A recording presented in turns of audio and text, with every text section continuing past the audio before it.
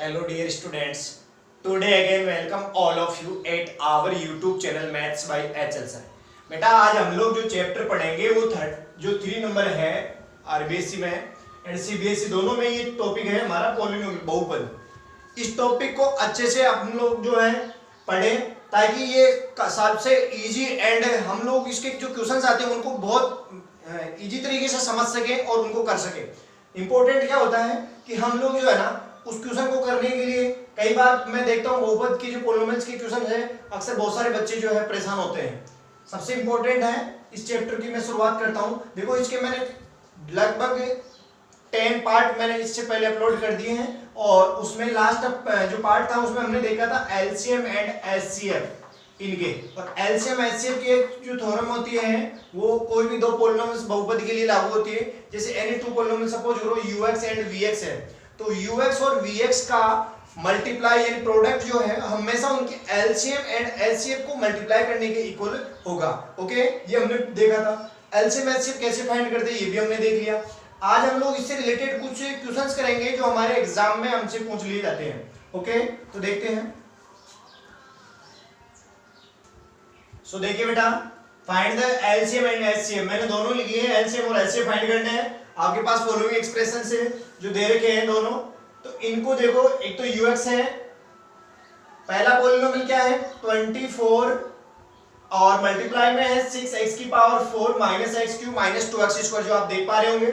And vx equal to है 20 multiply 6x की power 6 plus 3x की पावर 5 प्लस x की पावर 4। दोनों का आपको एलसीएम एचसीएफ फाइंड करना है। तो देखो सबसे इंपॉर्टेंट है कि आपको मैंने सबसे पहले क्या बताया था, जब भी आपको एलसीएम एचसीएफ फाइंड करना होता है तो फैक्टर करना जरूरी है। तो इनके हम फैक्टर कर लेते हैं। तो देखते हैं बेटा, सबसे पहले हम लोग फैक्टर करने से भी पहले इसमें पावर 4 है तो पावर 4 के 4 फैक्टर होने चाहिए। लेकिन हम लोग अगर सोचें तो देखो इसके 3 टर्म है इस ब्रैकेट में जो भी आ रहा है, इसके अंदर एक्स स्क्वायर मिनिमम पावर वाला है और ये वाला जो एक्स स्क्वायर है सबको डिवाइड कर सकता है। इसलिए आप एक्स स्क्वायर को क्या लेंगे, कॉमन ले लेंगे, बाहर निकाल लो। तो यहाँ पर आपके पास 24 पहले से है और एक्स स्क्वायर अगर कॉमन ले लेते हैं बाहर आ जाएगा, अंदर हमारे पास आ जाएगा 6x स्क्वायर। पावर 4 को अगर 2 से डिवाइड कर देंगे तो 2 पावर रह जाएगी रिमेनिंग, माइनस यहाँ सिर्फ x रह जाएगी क्योंकि पावर 1 होगी और माइनस का अगर एक्स स्क्वायर से एक्स स्क्वायर डिवाइड होगा तो सिर्फ 2 रह जाएगा आपके पास ओनली। ओके, अब आपको इधर देखना चाहिए कि vx इक्वल टू क्या होगा, इधर vx इक्वल टू आ जाएगा हमारे पास 20।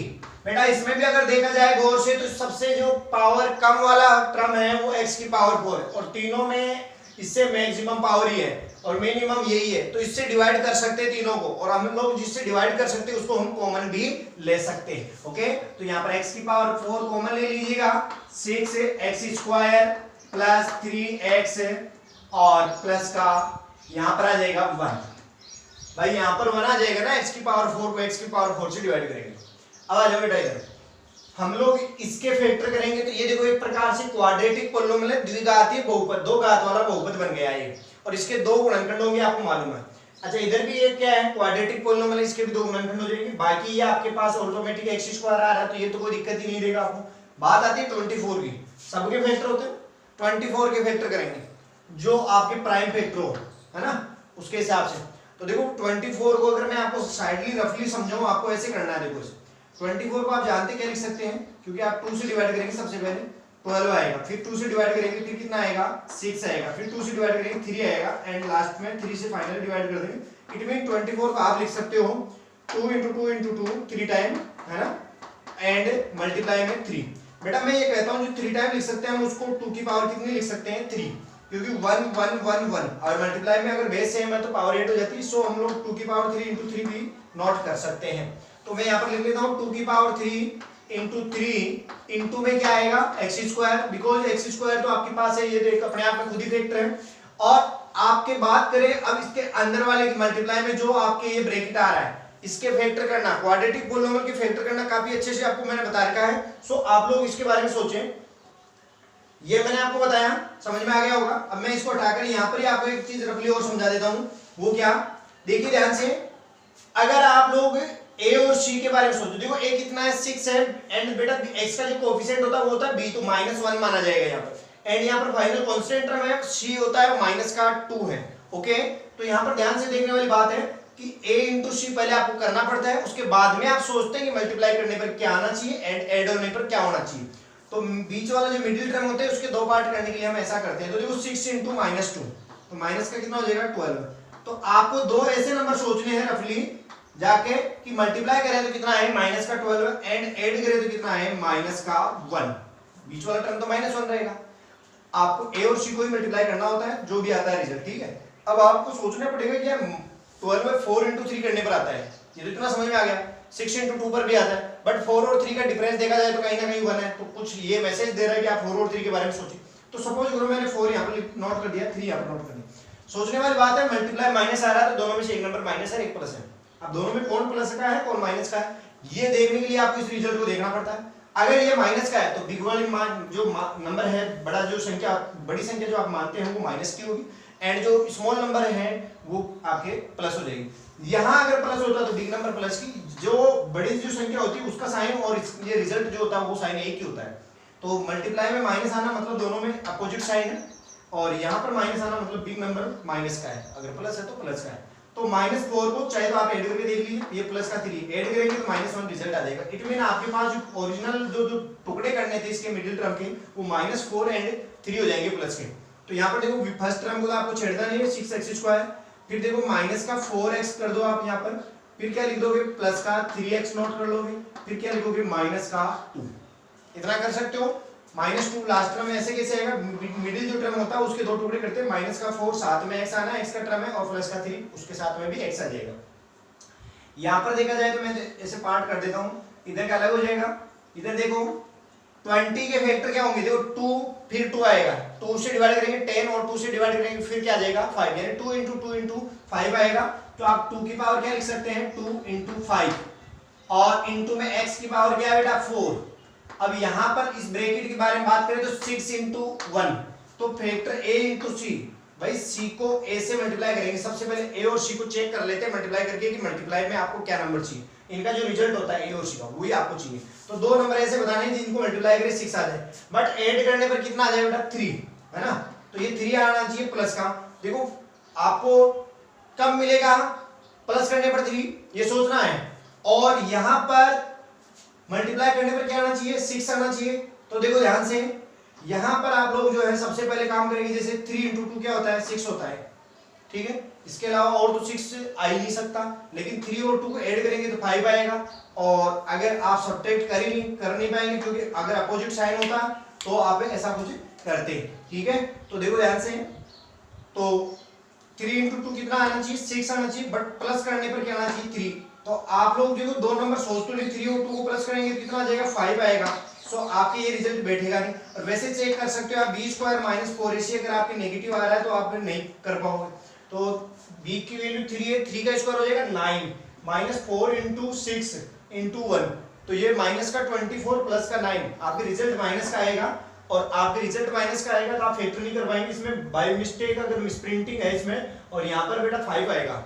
ये सभी बच्चे अपनी बुक में जिनके पास है वो अपने 3 को हटाकर यहाँ पर 5 कर लेना। सभी स्टूडेंट जिनकी बुक्स में सही है वो तो करना नहीं है, और जिनकी में नहीं है वो 5 कर लें इस क्वेश्चन को, है ना। तो मैं यहाँ पर 5 कर देता हूँ, ओके। तो ये 5 यहाँ पर नोट कर देते हैं, इधर भी 5 आ जाएगा, ओके। तो आपको ये देखना पड़ेगा कि इधर मल्टीप्लाई करने पर तो क्या आ जाएगा 6 है, क्योंकि a इंटू सी तो रिजल्ट वापस 6 ही आएगा। तो मल्टीप्लाई करने पर 6 आए और ऐड करने पर प्लस का 5 आए, तो वो 3 और 2 है जिनको ऐड कर लेंगे, प्लस का 3 है प्लस का 2 है, दोनों मल्टीप्लाई करेंगे प्लस का 6 आ जाएगा, और ऐड करेंगे तो प्लस का 5 आ जाएगा। तो मैं इसके टुकड़े कर देता हूँ, 6x² फर्स्ट टर्म ऐसे कैसे, इसका आ जाएगा 3x, फिर आ जाएगा प्लस का 2x, प्लस लास्ट में 1 है आपके आ जाएगा, ठीक है। मैं ये रफ वर्क जो है हटा देता हूँ,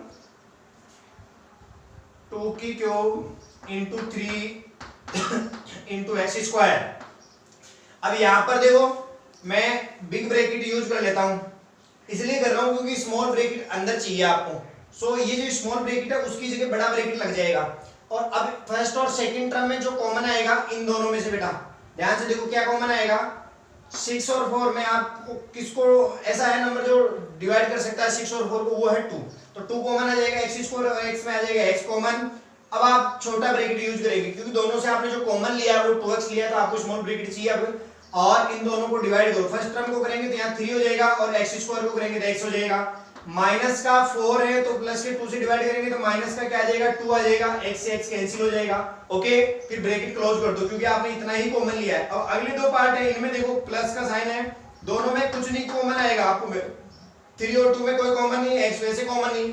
सो आपके कोई जब भी कुछ कॉमन नहीं होता है तो 1 ऑलवेज कॉमन होता है ना, तो 1 आप यहाँ पर नोट कर लें। फिर ब्रैकेट में क्या लिखेंगे 3x - 2 ऐसे कैसे नोट कर लेंगे, फिर बिग ब्रैकेट इसकी जगह लास्ट में फाइनल बंद कर दें। ठीक है, क्लोज करेंगे। अब यहां पर आपको देखना चाहिए 2 की power 3 into 3 into x square, और यहां पर क्या हो जाएगा देखो, इसमें 3x - 2 दोनों में कॉमन आएगा, इसमें फर्स्ट में और सेकंड में 3x - 2 जब आप कॉमन लेंगे तो मैं देखो बिग ब्रैकेट यहां पर इसलिए हटा रहा हूं क्योंकि जब ये कॉमन लेंगे तो ये स्मॉल ब्रैकेट में ये भी आ जाएगा, तो दोनों ही मल्टीप्लाई में आ जाएंगे 2x + 1। अब आप चाहे तो बिग ब्रैकेट लगा भी सकते हैं, चाहे तो उसको ऐसे भी छोड़ सकते हैं, बिकॉज ये दोनों ही मल्टीप्लाई में है। ऐसे मैं यहाँ पर मल्टीप्लाई का साइन भी लगा देता हूँ। ठीक है, अब आपके बेटा फाइनली ये आगे ux के फैक्टर करने पर वैल्यू ux केस है ना, फैक्टर हो गए इसके। अब हम इधर आ जाते हैं 2 की पावर 2 इंटू 5 इंटू एक्स की पावर 4 इंटू, इधर देखो वो स्मॉल की जगह बिग ब्रैकेट यूज करते हैं, और 6x और 3x में आप कॉमन ले सकते हैं 3x, और यहां पर फर्स्ट टर्म हो जाएगा 2x प्लस, और इन दोनों में कॉमन ले रहे हैं ना, 3x को 3x से डिवाइड करेंगे प्लस का 1 आ जाएगा। फिर अगला देखो इन दोनों में कोई कॉमन नहीं है, 1 आ जाएगा, फिर 2x + 1 ब्रैकेट में आ जाएगा, और ये ब्रैकेट क्लोज कर दो। अब यहां पर देखो आप 2 की पावर 2 इंटू 5 इंटू एक्स की पावर 4 इंटू में 2x + 1 कॉमन आ जाएगा, और आपके पास जो रहेगा वो आ जाएगा 3x + 1। ओके, ये vx आ गया है बेटा। अब मैं आपको एक चीज बताना चाहता हूं कि आपके पास ux और vx दोनों जो पोलिनोमियल थे उनके फैक्टर करके आपने यहाँ पर जो भी था आपके पास आ चुका है। अब हम लोगों को क्या करना चाहिए बेटा, एलसीएम फाइंड करना है, तो एक एचसीएफ, तो देखो नाउ एलसीएम। अब आप एलसीएम की बात कर लेते हैं। पहले एलसीएम के लिए मैंने आपको जो फैक्टर बताए थे, कैसे जो फंडा बताया था उसको कैसे यूज करना है। देखो सबसे पहला काम, दोनों को देखिए बड़े ध्यान से, 2 कॉमन है। सबसे पहले जो नंबर्स हैं उनकी बात कर लेते हैं, पॉलिनोमियल वाले फैक्टर की बाद में बात कर लेंगे। तो 2 दोनों में कॉमन है, मल्टीप्लाई में आ रहा है। एलसीएम में वो नंबर लेते हैं जो कॉमन होगा, वो भी लेते हैं, नहीं होता वो भी लेते हैं, ये तो आपको मालूम है। लेकिन हम पावर्स के बारे में बात करें तो मैक्सिमम पावर जो ज्यादा घात होती है उसको हम पहले लेते हैं एलसीएम में, और कम घात वाले को किस में लेते हैं, आपके एचसीएम में, अगर कॉमन है तो 2 दोनों में फैक्टर कॉमन है, लेकिन 2 की पावर यहाँ पर 2 रह गई, यहाँ पर कितनी रह गई 3, सो आपके 2 की पावर कितनी आ जाएगी 3 आप यहाँ पर ले लेंगे। तो ये तो 2 का काम हो गया, छोड़ दो 2 को। अब बात करें 3 की, 3 दोनों में कॉमन नहीं है, लेकिन कॉमन नहीं फिर भी हम क्या करते हैं एलसीएम में लेते हैं, तो मल्टीप्लाई में क्या लिख लेते हैं 3। फिर बाद में बात करें एक्स स्क्वायर, इधर क्या है देखो एक्स स्क्वायर बाद में जाए 3 के बाद इधर भी देखा जाए तो एक कांस्टेंट टर्म, मतलब एक कांस्टेंट नंबर है 5, तो आपके 5 दोनों में कॉमन नहीं है बट लेना तो पड़ेगा एलसीएम में। ओके, अब देखो बेटा एक्स स्क्वायर यहाँ पर x की पावर 4 है, दोनों ही x के टर्म है, x के टर्म दोनों में कॉमन है। अब x का टर्म दोनों में कॉमन है, जहां पर पावर मैक्सिमम हो वो यहाँ पर नोट कर दे, मतलब आप समझदार हैं, x की पावर क्या आ जाएगी यहाँ पर 4। अब इधर देखो इनकी बात कर लेते हैं, इसमें ये 2 फैक्टर है, इसमें भी ये 2 फैक्टर है। देखो 2x + 1 दोनों में कॉमन है, यहाँ पावर 1 है, वहां पर भी पावर 1 है, तो यहाँ पर 2x + 1 दोनों एक जैसे हैं, पावर भी सेम है, इसलिए कॉमन है, तो उसको ऐसे कैसे नोट कर ले 2x + 1। इधर देखिए 3x - 2 है, इधर क्या आपके पास 3x + 1 है, तो 3x + 1 भी आएगा और 3x - 2 भी आएगा, क्योंकि दोनों ही लेने हैं, जो कॉमन नहीं है उनको भी छोड़ना नहीं है, लेना है ये 3x + 1। तो बेटा ये था आपका एलसीएम हो जाएगा। आप चाहें तो इनको मल्टीप्लाई वापस कर सकते हैं। देखो 2 की पावर 3 की वैल्यू कितनी होती है 8, और 5 3 से कितना हो जाएगा 15, 15 × 8, 15 8 से कितना होता है 120। ये तो आपके नंबर्स आ गए, और मल्टीप्लाई में x की पावर 4 आ जाएगा। आप चाहो तो इनको भी आपस में मल्टीप्लाई कर सकते हो, ठीक है। जो भी रिजल्ट इन लोगों को मल्टीप्लाई करने पर आएगा वो आप यहाँ पर नोट कर दें, चाहे तो जैसा है वैसे वैसे भी आप नोट कर सकते हो। तो ये तो आपका एलसीएम आ जाएगा, इसमें तो कोई दिक्कत नहीं है। आपको समझ गए मेरी बात को? यहां आपको जो प्रॉब्लम थी एचसीएफ की वो भी दूर हो जाएगी, क्योंकि एलसीएम और एचसीएफ दोनों ही मैंने निकालने के लिए बोला। ये आपका इधर आंसर हो गया एलसीएम। अब बात करें एंड एचसीएफ। बेटा सभी स्टूडेंट ध्यान से देखो, एचसीएफ क्या है, बहुत इजी है। एचसीएफ में सबसे पहले दोनों में कॉमन जो होगा वही नंबर नोट करेंगे। देखो 2 दोनों में कॉमन नंबर है, पहला काम 2 नोट कर लें।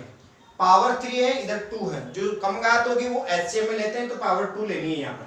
फिर 3 कॉमन नहीं है, नहीं लेनी है, 5 कॉमन नहीं है, नहीं लेना है, x यहाँ पर भी है, x यहाँ पर भी, x वाला टर्म कॉमन है, लेना है। तो आप यहाँ पर मल्टीप्लाई में क्या नोट कर लेंगे, x, बट यहाँ पर स्क्वायर है, यहाँ पर पावर 4 है, आपको पता है स्क्वायर ही लेंगे। फिर मल्टीप्लाई में इधर 3x - 2 है, नहीं है इधर 3x। अब यहाँ पर 2x + 1 दोनों में क्या है, कॉमन फैक्टर जो कॉमन है वो यहाँ पर नोट करना होता है। तो 2x + 1 आ जाएगा, यही मेरा क्या हो जाएगा, HCF हो जाएगा। 2 की पावर 2 कितनी हो जाएगी, 4, और इनटू में क्या आ जाएगा, x², इनटू में क्या आ जाएगा, 2x + 1। बेटा हमारा फाइनल आंसर ये HCF भी आ गया है।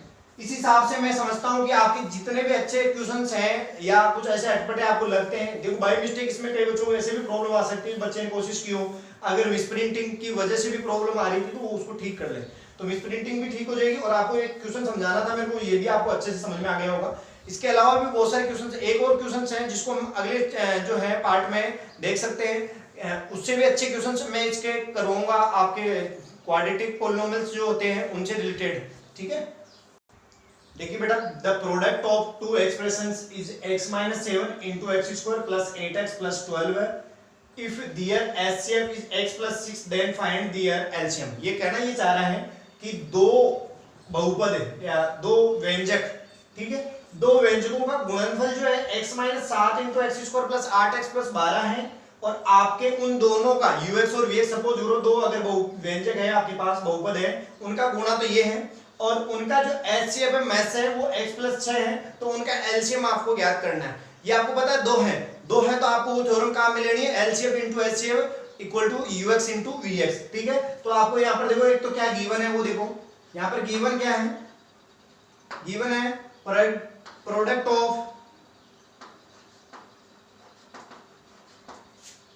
ऑफ गिवन, या यूं लिख लो, प्रोडक्ट ऑफ टू एक्सप्रेशंस है, या चाहे तो आप ux और vx डायरेक्ट यूं भी लिख सकते हैं। सपोज करो ये ux है एंड vx दो है, तो ux * vx दोनों का गुणा दे रखा है आपको, मल्टीप्लाई, वो कितना दे रखा है, x - 7 * x² + 8x + 12, ओके। तो ये दोनों का प्रोडक्ट जिसे हम कह सकते हैं, दो कोई भी आपके पास बीजीय व्यंजक या बहुपद है, दोनों बहुपदों का जो गुणा है वो ऐसा है। आपको मैं एक चीज बताता हूं, इसको थोड़ा सा और सोल्व कर सकते हैं हम। x - 7 इसके दो फैक्टर कर सकते हैं, क्योंकि ये पॉलिनोमियल क्वाड्रेटिक जो पॉलिनोमियल है, द्विघातीय बहुपद है।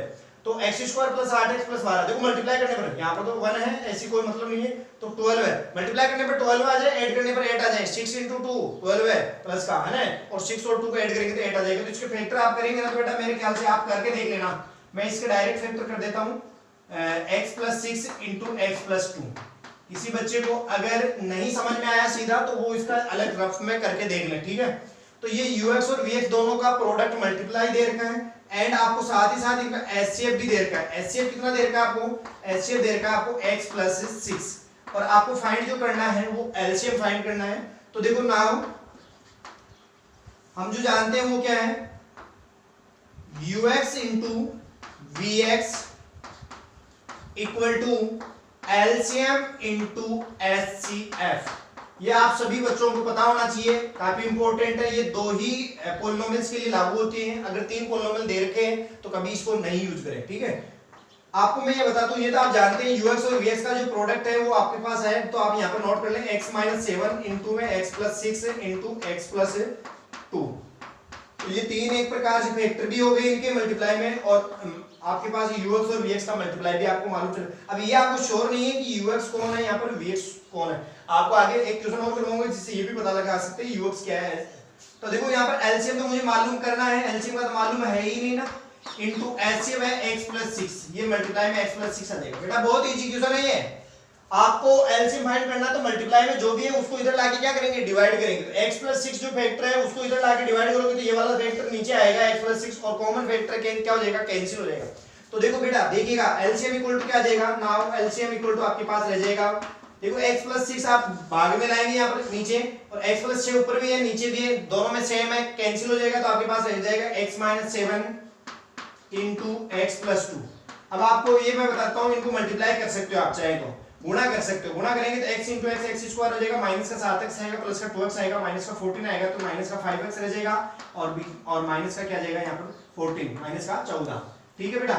तो सभी स्टूडेंट्स को मेरे ख्याल से ये भी समझ में आ गया, कई बार यहाँ तक भी आंसर होता है, आप चाहे तो उसको मल्टीप्लाई करके छोड़ सकते हैं। तो एलसीएम ये आपके पास आ चुका है। तो मैं सभी स्टूडेंट्स को ये कहना चाहूंगा कि आपके जो एलसीएम था वो आ गया x² - 5x - का 14। सभी स्टूडेंट्स को समझ में आ गया होगा कि एलसीएम इंटू एचसीएफ, एलसीएम और एचसीएफ का जो मल्टीप्लाई है वो दोनों यूएक्स और वीएक्स के मल्टीप्लाई के इक्वल होता है। सो एचसीएफ को आप इधर लाके डिवाइड करेंगे तो आपका आंसर आ जाएगा। सभी स्टूडेंट्स को आगे से एक क्वेश्चंस जो भी प्रॉब्लम में आ रही है वो आप निकाल के देखें, अगर आपको समझ में आए तो ठीक है, नहीं तो मैं अगले पार्ट में और इससे अच्छे क्वेश्चंस डालने वाला हूँ। सभी स्टूडेंट्स अपने इस वीडियो को ज्यादा से ज्यादा लाइक एंड शेयर करें। और एक चीज का और ध्यान रखना, मैं आगे के वीडियोस ज्यादातर मैं अभी ये जो है लिंक्स आपको डालने वाला नहीं हूं, क्योंकि आप मैथ्स बाय एचएल सर इस नाम से यूट्यूब पे जाके सर्च कर सकते हैं, मैथ्स बाय एचएल सर। ठीक है बेटा, अगर आप ऐसे सर्च कर लेंगे ना तो अपना यहाँ पर बस ध्यान रखना, अगर आप जब सर्च कर रहे हैं तो उसमें कहीं दिक्कत नहीं आए, कई बार क्या होता है ऑटोमेटिक भी चेंज हो जाता है एचएल सर। ठीक है, तो मैथ्स बाय एचएल सर इस नाम से आप अगर सर्च करेंगे तो वहां पर ऊपर आपके पास मेरी आईडी है एक, तो वहां पर आप लिंक पे क्लिक करना, सारे वीडियोस मिल जाएंगे।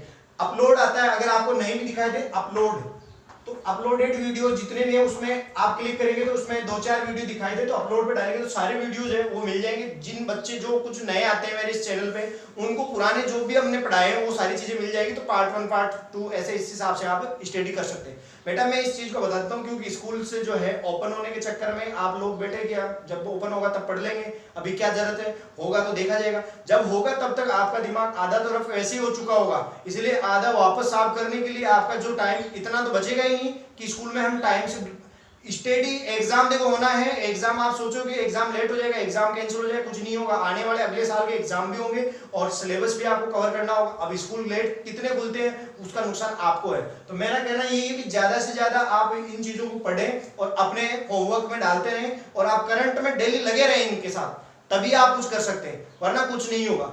Thank you.